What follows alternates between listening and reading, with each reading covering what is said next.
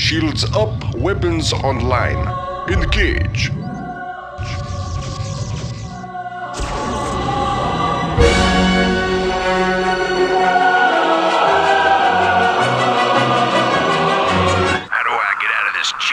Outfit. We're back for another exhibition match, this time between Hanjung, a War 3 pro, and Beckham, a StarCraft pro. Yeah, so this should be really, really interesting. These are both professional players who play for real money. This is what they do to make their living, and they're really, really good at it. Now, in this case, they haven't had a lot of time to practice with this game. They've had a little bit of time to prepare for this match. But this should be a real challenge for them, a real stretch of their RTS skills to go from our previous titles to this one and put on a live game for you guys here today.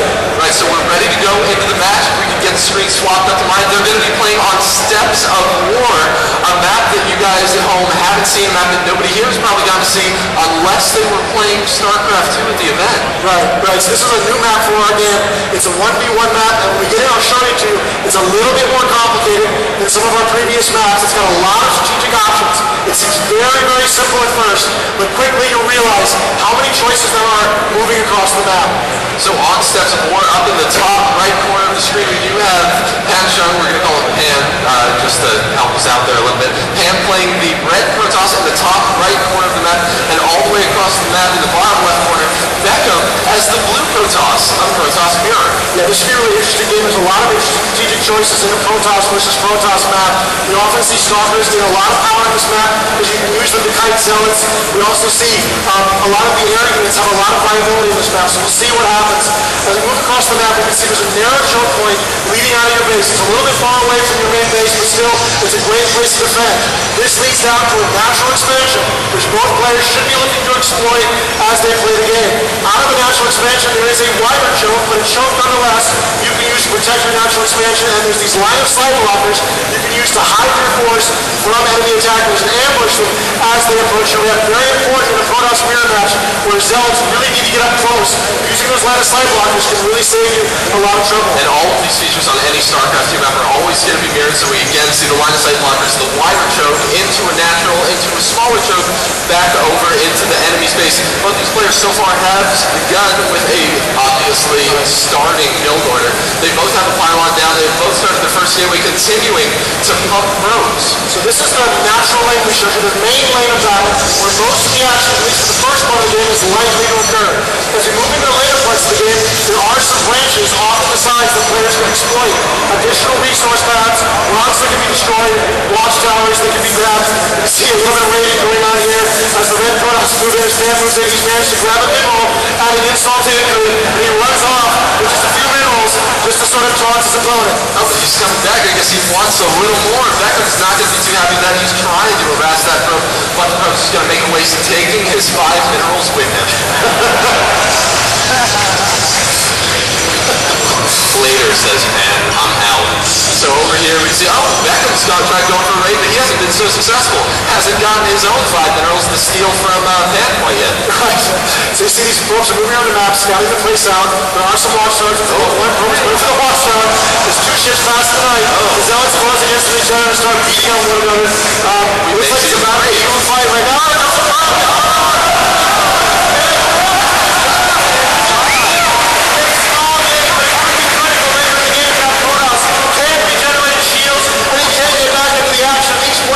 Hopefully he'll be so nearly matched that may make a real difference. Here he comes, pushing into battle. Oh, takes on a worker.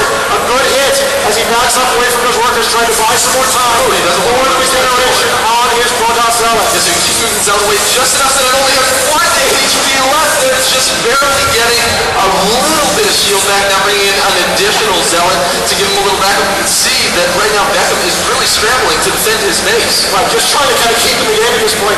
If he manages to get to that position, he can really be in a lot of trouble. Even 2 Zealots at this point in the back of the line against those workers could cause a lot of damage.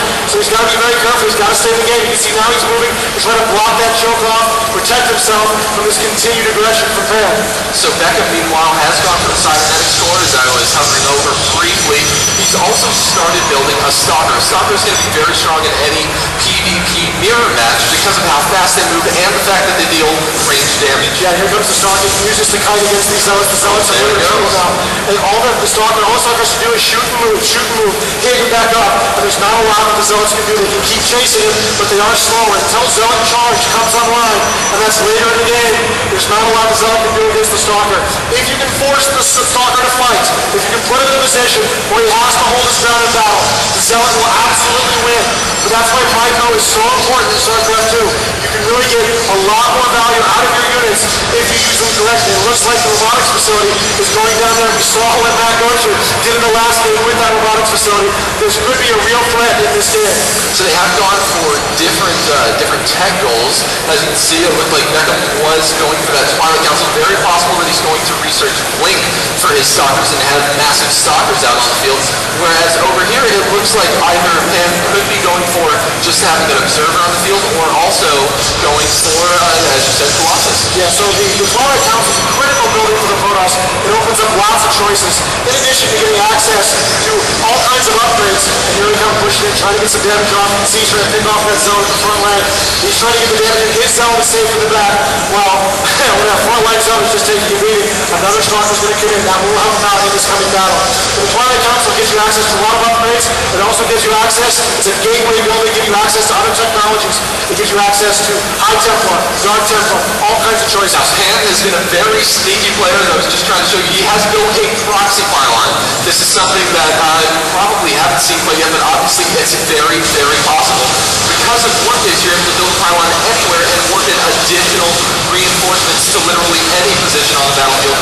You have a slight melee going on in here, and Pan does lose his Zealot. He is forced to retreat. He may lose another Stalker. He may be able to also get out of there just barely living thanks to those line of sight blockers. Oh, and he's running up back to his pylon. Beckham has no idea that pylon is there, so that means that Pan's going to be able to work in more and more Stalkers. Yeah, that's a huge advantage for him, that pylon there.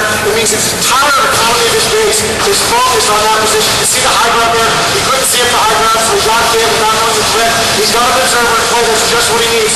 The observer is close. It can't be seen, and that's going to give him the vision he needs to spot those Stalkers. This choke point is not going to be the advantage that he needs it to be in defending his base. That observer's been given all the vision he needs to engage against Beckham. See it folks firing Micro everywhere. Now we see that Pan is forced to retreat. He doesn't want to quite go all in just yet. Meanwhile, Beckham is trying to delay for as long as he can. He was working on his Dark Shrine, so we are likely going to see some DTs come into play. But Pan does already have an observer out on. What a shame. Those DTs could be the turning point of the game. He doesn't know there's an observer who can spot them floating directly overhead. Those DTs are not in the best position right now. He thinks he's going to win. He thinks he's got a huge advantage. Little does he realize there's an observer right overhead. Watching every action. And the Dark Templar are cut down like chaff. Just immediately destroyed. A huge tech advantage immediately lost by a clever use of the observer. So now Beckham is going for his fourth, probably going to try to get a couple of, what am I trying to say? A couple of his ground weapons upgraded. A couple of upgrades. There's the term. So Beckham still does have a couple of Stalkers. It's looking like he's also going to be putting down a pylon and possibly establishing a natural extension. There's a break using the observer. He spots on the high ground, and the Stalkers just blink right up to the high ground to make a surprise attack. That's not what Beckham wanted. He was cut off from retreating to his base, and now he's in a lot of trouble. They're just powering through. They're just pushing against him. There's not a lot of easy to get more forces on the battlefield here. Immortals would be a great choice right now to stop all of these Stalkers. Zealots with charge. There's another blink using it to chase off his other Stalkers. There's choices he's got.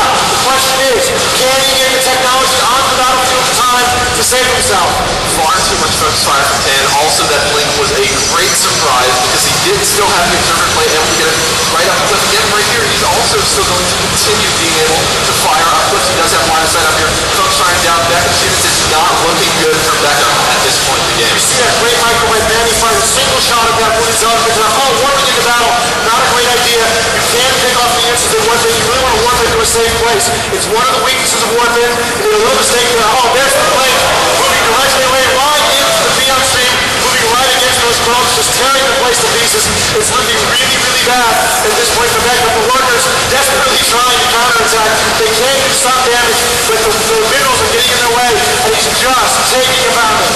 Oh, so there you can see, as soon as Beckham gets us around on one of Pan's Stalkers, he's just blinking them out of the fray, and Beckham calls the GG. There is the GG. So you got exactly one. You got a couple of pro players out here to play some StarCraft 2 for all of you at home. I'm going to say thank you again, Dustin, for joining us.